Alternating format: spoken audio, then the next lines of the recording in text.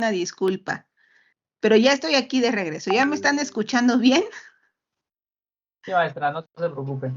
Ok, gracias. Ya quedó. Gracias. Y ven que de repente se va la luz y se va con todo y la señal del internet que tenemos. Entonces, pero ya estoy de regreso. Estábamos explicando lo de las dislipidemias, ¿vale? Voy para allá, para que no se nos pierda el ritmo. Estaba yo ahí como que muy emocionada explicándoles. Y ya me cortó la inspiración esto. Ok. Tan, tan, tan.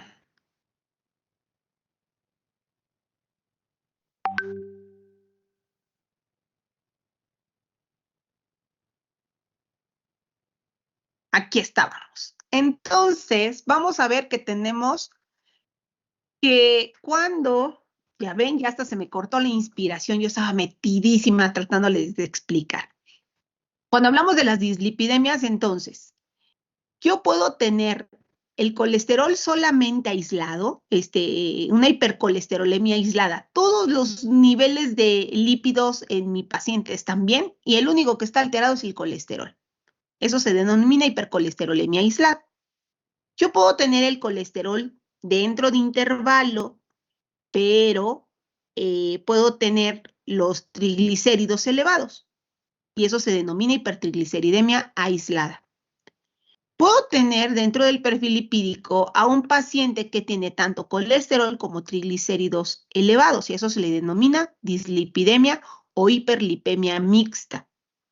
O podemos tener una hipoalfa lipoproteinemia, que significa que vamos a tener la disminución del colesterol de las lipoproteínas de alta densidad disminuidas, es decir, mis HDL están disminuidas.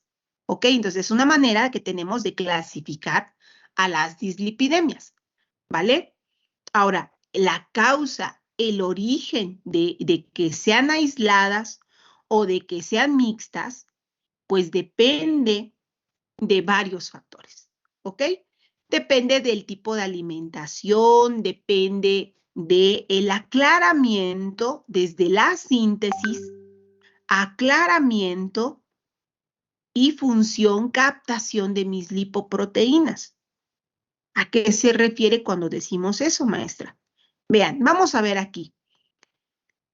Para que las LDL estén aumentadas, les estaba yo diciendo, necesitamos a este receptor, el receptor de las LDL. Mi pregunta sería, si este tejido extrahepático no está expresando al receptor, ¿qué pasará con las LDL? ¿Dónde se van a quedar? En sangre.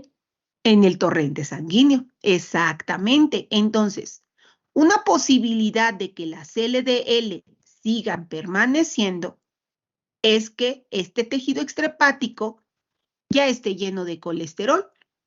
¿Y por qué se llenó? Porque a lo mejor no hubo suficientes HDL que vinieron y sacaron ese colesterol y lo regresaron al hígado. Porque mientras el almacencito de estos tejidos esté lleno, no expresamos el receptor. ¿Este receptor con quién se acopla?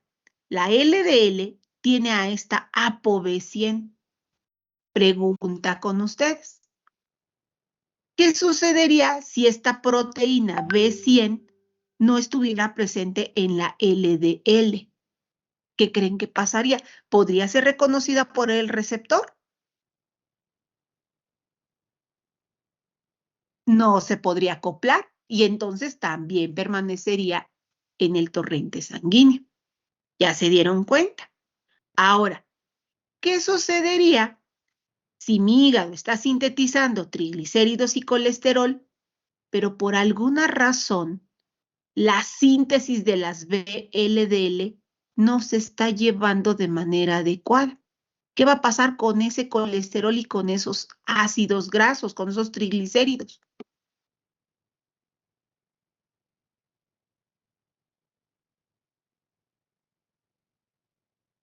¿Qué creen que suceda?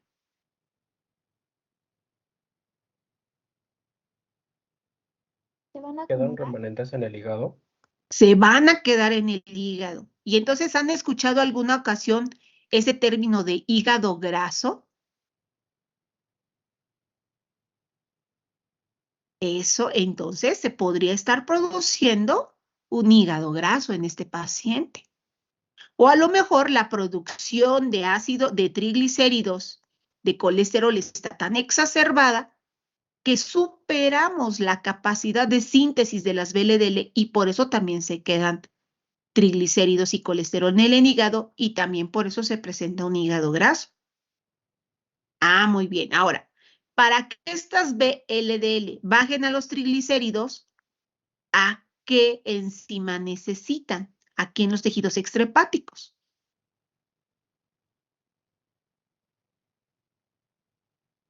A lipoproteína lipasa. Ojo, todas ellas son proteínas, ya se dieron cuenta. ¿Qué pasaría si no tuviéramos suficiente lipoproteína lipasa?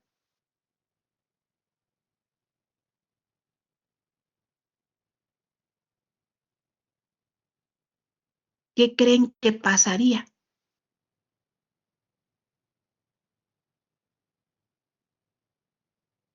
Exacto. ¿Y dónde se quedarían los triglicéridos? Exactamente. Y entonces cuando nosotros cuantificamos triglicéridos, ¿cómo encontraremos los triglicéridos en nuestro paciente? Elevados. ¿Ya vieron? Entonces, cuando nosotros conocemos el proceso de síntesis, aclaramiento, metabolismo, síntesis, metabolismo, aclaramiento, la captación de estas lipoproteínas, podemos predecir cuál es la posible causa de la dislipidemia, ¿vale? Pero lógicamente necesitamos analizarla más detenidamente cuando estén en clase. Ahorita es para que se vayan dando una idea cuáles podrían ser las posibles causas de que los lípidos, o en este caso triglicéridos o colesterol, estén aumentados. ¿Vale? Ahora, hay otra forma bueno, hay manifestaciones clínicas. Cuando hay hipercolesterolemia, se pueden presentar xantelasmas, xantomas tendinosos, xantomas tuberosos, xantomas palmares, o podemos observar una línea de grasa en el arco corneal. Dicen, ay, ¿a poco? Sí, en el ojito podemos ver acumulación de grasa en casos muy fuertes o muy severos de hipercolesterolemia. Y en el caso de la hipertrigliceridemia podemos encontrar xantomas eruptivos y lipemia de tipo retinal también. ¿Ok? Ahora, otra forma de estar, vean, estos son los xantomas eruptivos, este tipo de lesiones que pueden encontrar en su paciente, ¿ya vieron? Entonces, ese es el tipo de lesiones que pueden ustedes estar observando. Los xantelasmas en el párpado, los parpevales, aquí los ven como bolitas de grasa. ¿Ya vieron? Ya observaron cómo se manifiestan este tipo de acumulaciones de grasa. Cuando llega el paciente y ustedes están en la anamnesis, están en la revisión física, pueden identificar este tipo de lesiones. Y entonces cuando pueden ver estos, dicen, ah, ok, mi paciente, aunque no sea obeso, aunque no sea obeso, pueden encontrar este tipo de lesiones. Y les está hablando de que tiene una alteración en los perfiles lipídicos. Ahora, según la teología, hay otra forma de clasificar a las dislipidemias, y entonces las dislipidemias las podemos dividir en primarias, adquiridas o secundarias. ¿Ok? Las dislipidemias primarias, ¿cuáles son? Son de causa genética, chaparritos. Por eso les estaba mencionando que no necesariamente una persona obesa necesita tener los lípidos alterados. Ustedes pueden tener una persona con normopeso y puede tener los lípidos alterados, ¿ok? Entonces, las primarias son dislipidemias de causa genética, se generan por mutaciones en uno o más genes que intervienen en la síntesis y o metabolismo de las lipoproteínas.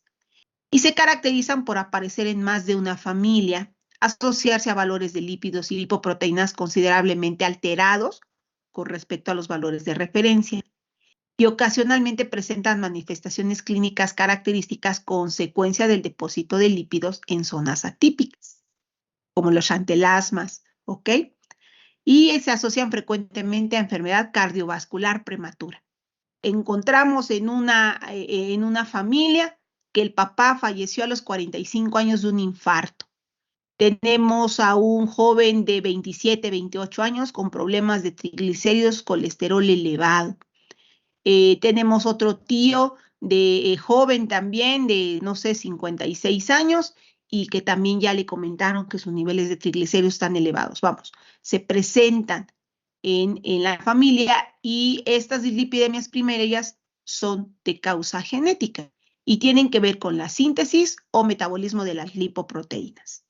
Puede haber carencia del receptor, puede haber carencia de alguna parte de la proteica de la lipoproteína, de la ApoC, puede haber deficiencia del ApoB100, ¿ok? Entonces, en ese proceso metabólico de la lipoproteína está la alteración. Pueden ser adquiridas, es decir, son producidas por situaciones que derivan de hábitos incorporados por el paciente, como una sobrealimentación. Adquirida cuando yo soy una persona obesa porque me sobrealimento. Personas que tienen el hábito de tomar bebidas azucaradas en grandes cantidades, ¿ok? Entonces, ese tipo de comportamientos higiénico-dietéticos tienen una repercusión directa en la aparición de una dislipidemia. O puede ser secundaria. Secundaria es como consecuencia de la presencia de otra patología de base. Tengo un paciente que ya ha sido previamente diagnosticado con diabetes y en su seguimiento encontramos que en algún momento va a presentar sus niveles de triglicéridos elevados. Tiene una hipercolesterolemia aislada de origen secundario. ¿Secundario a qué? A la diabetes que está presentando. Entonces nosotros podemos tener una patología de base y como consecuencia se altera el metabolismo lipídico. ¿Ok? Entonces, también las dislipidemias las dividimos en primarias, adquiridas o secundarias. Las adquiridas y las secundarias pueden corregirse parcial o totalmente eliminando controlando el factor causante. Y entonces, el que nosotros podamos hacer una clasificación de este tipo permite orientar al médico sobre el tratamiento que va a estar siguiendo. En las dislipidemias primarias, los tratamientos no solo consisten en medidas higiénico-dietéticas, hacer ejercicio, mejorar el tipo de alimentación y farmacológico, sino que también en terapéuticas específicas y complejas, ¿ok? Como trasplante de hígado o aferesis de las LDL, ¿ok? En las dislipidemias adquiridas y secundarias, el tratamiento se orienta hacia la causa de base que genera la alteración lipídica. Eso es lo que vamos a estar viendo. Si yo quiero que los niveles de triglicéridos disminuyan en mi paciente diabético, debo de controlar los niveles de glucosa en mi paciente diabético. Una vez que yo corrijo los niveles de glucosa en mi paciente diabético, por lógica, la alteración de la dislipidemia también se va a ver corregida. ¿Por qué? Porque es secundaria. Entonces, el tratamiento se orienta hacia la causa de base.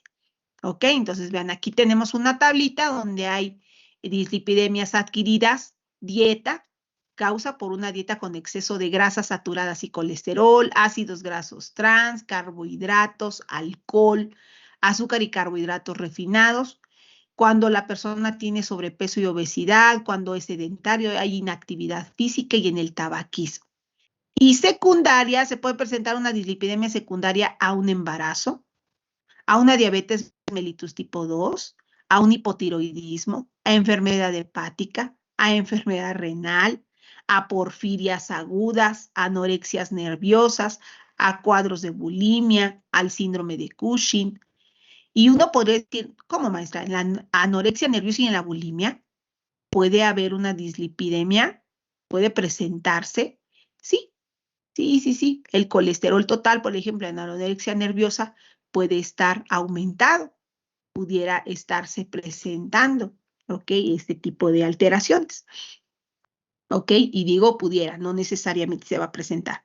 En el síndrome de Cushing, por el uso de drogas, ¿ok? Como son estrógenos, inhibidores de las proteasas, prostágenos, corticoides, tiazidas, testosterona, o sea, el uso de hormonas me pueden llevar al aumento de mis lípidos en sangre.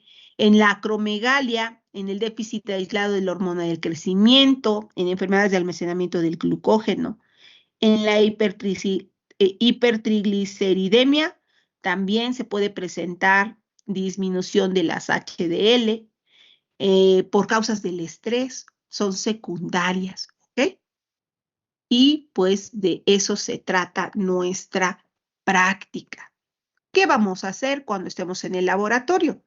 En el laboratorio, tal como lo marca su manual, vamos a hacer determinación de lípidos, vamos a aprender al cálculo de las LDL, vamos a hacer el cálculo de los índices aterogénicos. Un índice aterogénico, ¿por qué es importante que lo analicemos? Pues porque me va a estar diciendo el riesgo que tiene mi paciente de formar ateromas. Y entonces tenemos ahí dos fórmulas muy importantes para el cálculo del índice aterogénico. Una que es el índice HDL sobre LDL sobre HDL y el otro que es el índice de Castelli, colesterol total sobre HDL. ¿Ok? Este tipo de determinaciones me da la relación, o estos índices me da la relación entre los lípidos, entre las diferentes lipoproteínas que tenemos circulando en nuestro organismo. Y nos ayuda para saber si mi paciente está en riesgo de la formación de un ateroma. Un ateroma que me lleve a una obstrucción y producto de la obstrucción venga, o sea, se presente un infarto o en dado caso el desprendimiento del ateroma que me lleve a una trombosis. ¿Sí, chicos? Para eso es importante el perfil de lípidos. ¿Dudas, preguntas?